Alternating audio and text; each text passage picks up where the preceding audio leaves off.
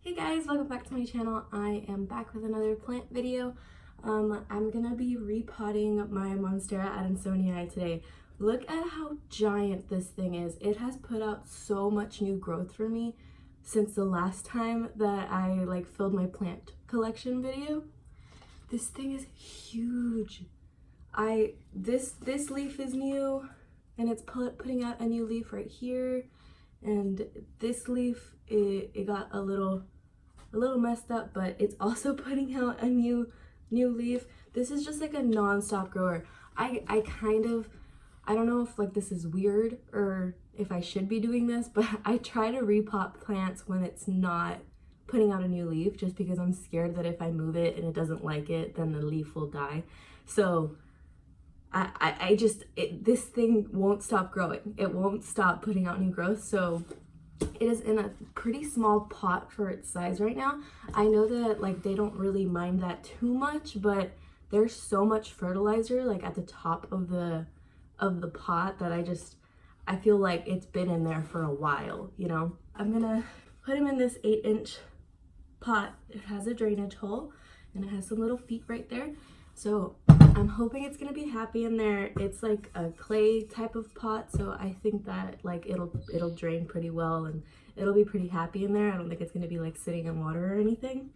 For the soil that I'm using, I foresee getting soil everywhere in this video, by the way, just letting you know right there. I use black gold soil that I get from Cornelius Nursery, and I am mixing in some perlite, and I sprinkled in a little bit more worm castings. I know that black gold already has worm castings, but I don't know, I like to kind of make sure that it has a pretty decent amount instead of just whatever they put in it. So yeah, let's go ahead and jump into this repotting. I also kind of wanted to do some hair tips for this plant, just because I don't know, I feel like the internet doesn't have that many care tips. I think it's probably just because the care tips are pretty similar to a Monstera deliciosa plant, so I'm assuming that is why there's not very many videos. But this is a vining plant, so there's a ton of propagation videos out there if you want to see those. I feel like I probably will take some cuttings out of this guy after I finish this video, just because he's getting really tall. So Monstera adansonii, they pretty much like indirect light for lighting. They like indirect light, bright indirect light. I know that people say that monsteras, the regular monsteras, are low light plants, but I disagree. I feel like they like the light. And I know that people say that those plants they like the light because they'll end up trailing towards it, but people still keep them in low light environments, probably just because, I mean, they can handle it there, they just don't like it there. And I don't know, personally, I like to put my plants where they like to be and not where I like them to be. I actually have my Cebu Blue that I hauled right back there on that clothing rack, and I am considering putting some grow lights back there just because I feel like he's not getting as much light as I want him to get, or as much light as I think he would like.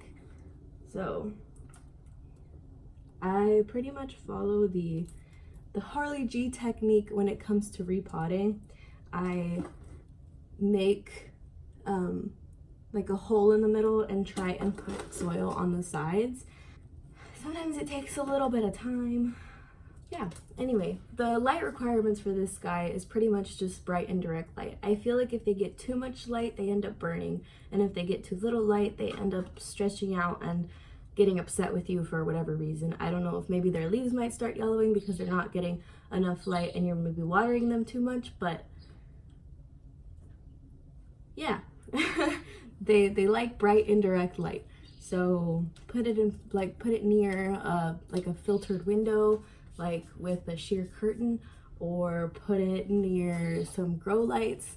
But I the use of grow lights is a little controversial to me, in my opinion, just because I feel like I've Googled this question so many times, and I've asked, like, are grow lights considered indirect or direct light, because, you know, you're putting a light like right on top of it, and everybody says that it's indirect light just because you're not getting as much sun, like as much light as like the sun would give the plants.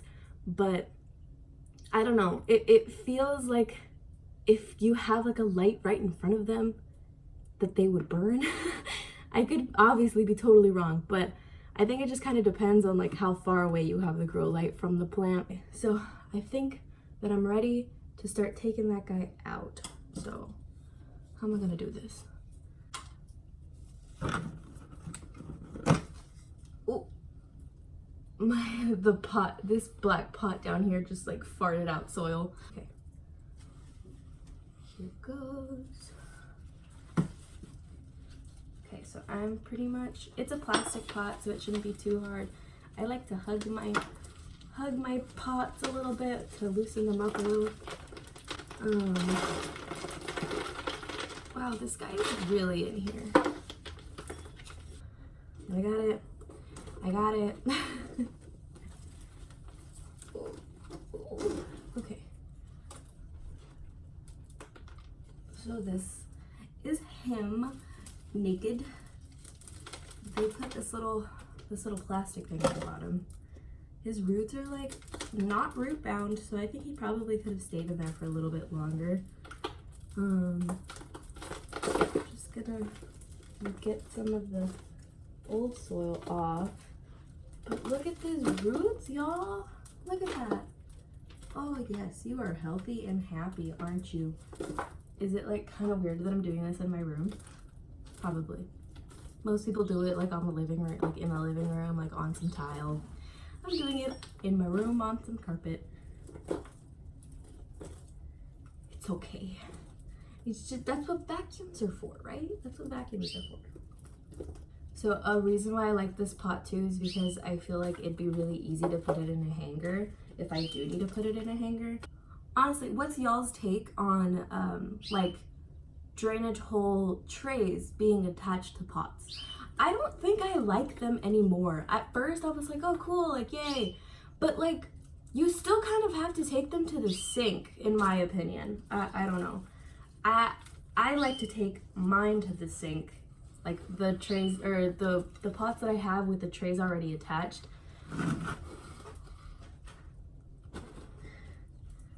Those, I like to still take them to the sink because I still need them to drain through.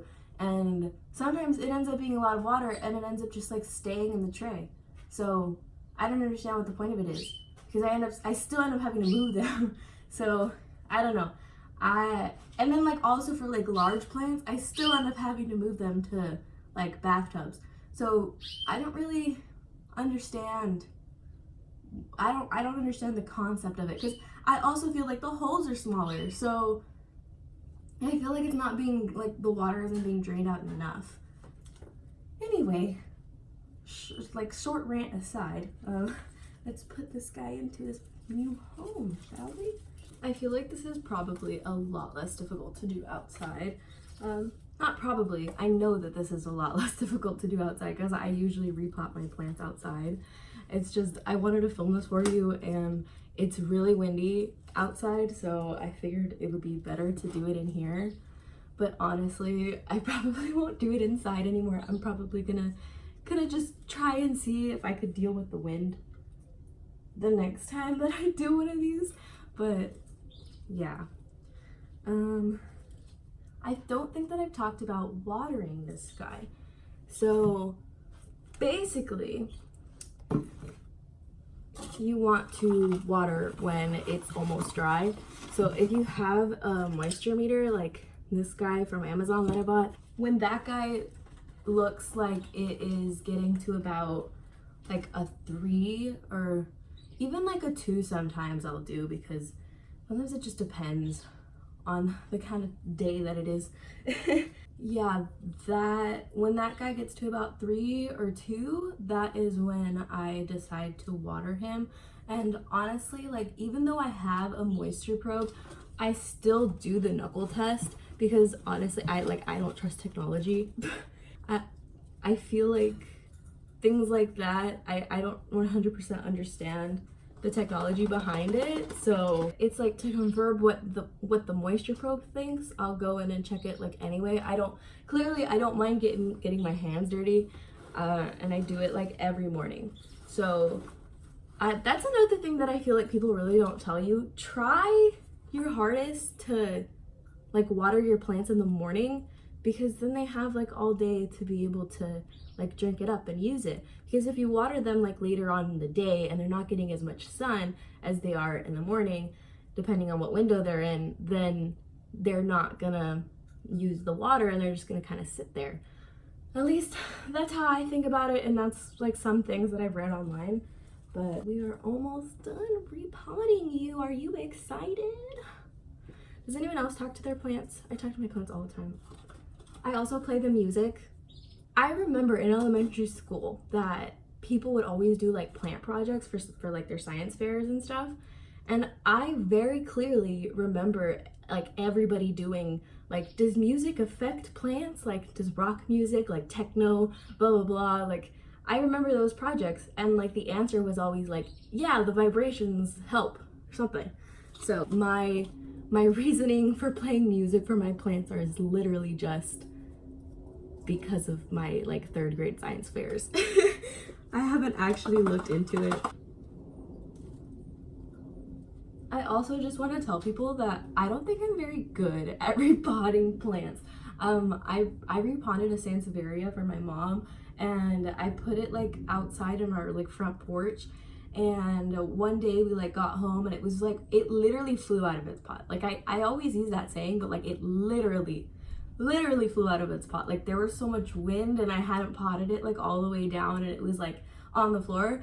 Luckily it was a sansevieria, because sansevierias are like basically impossible to kill unless you overwater them.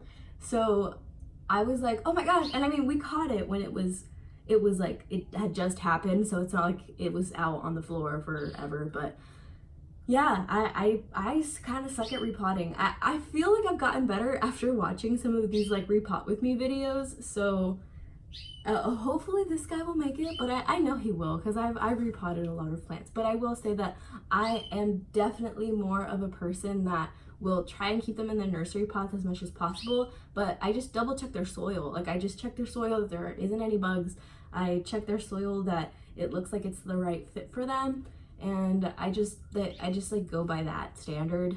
But like if they're doing well, then I don't want to take them out of their nursery pot, but I kind of only want to take them out if it's like super necessary. It also just makes it easier to water the plants too, because if I take out the nursery pot, then I can tell if it's light or if it's heavy, and I don't know, I just think it makes it way easier, and it makes it easier to repot it. So sometimes I'll even like repot a small plant from in a small container, like a small plastic nursery pot, to just a bigger nursery pot, instead of potting it into another, like an actual pot, you know.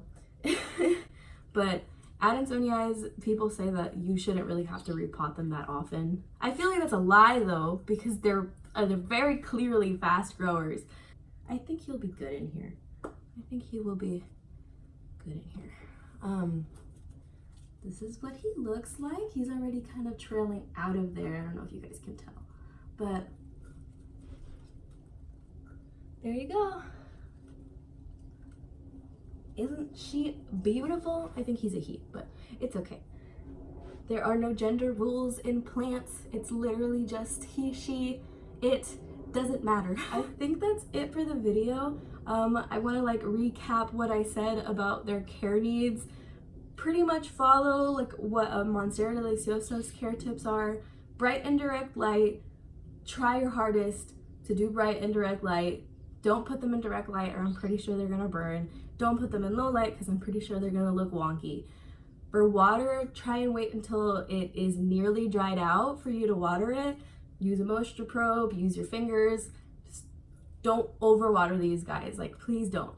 Brown tips. Probably, I'm assuming that it's getting too much light. It's either that or those are just old leaves and that's just how they die off. Because it doesn't really happen to any of like the newer leaves, at least I don't think. but I do see the brown spots sometimes. I also think that it could be like over fertilization just because of all those little like slow release fertilizers that were in like my guy's soil. So yeah, when it comes to fertilizer, I would say just like do your regular fertilizing. But I will also note that people don't really mention, like, don't fertilize your plant after you've just repotted it, because the soil that you're putting it in and that you're repotting it into is likely to have some fertilizer in there. So like I have some worm castings in there, that's a kind of fertilizer. So for temperature, I would say like it's a rainforest dweller. Try really hard to like keep the temperature a little higher than usual.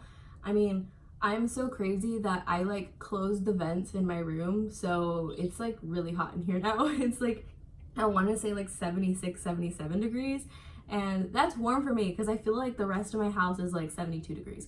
So it's a little bit of a struggle to fall asleep at night.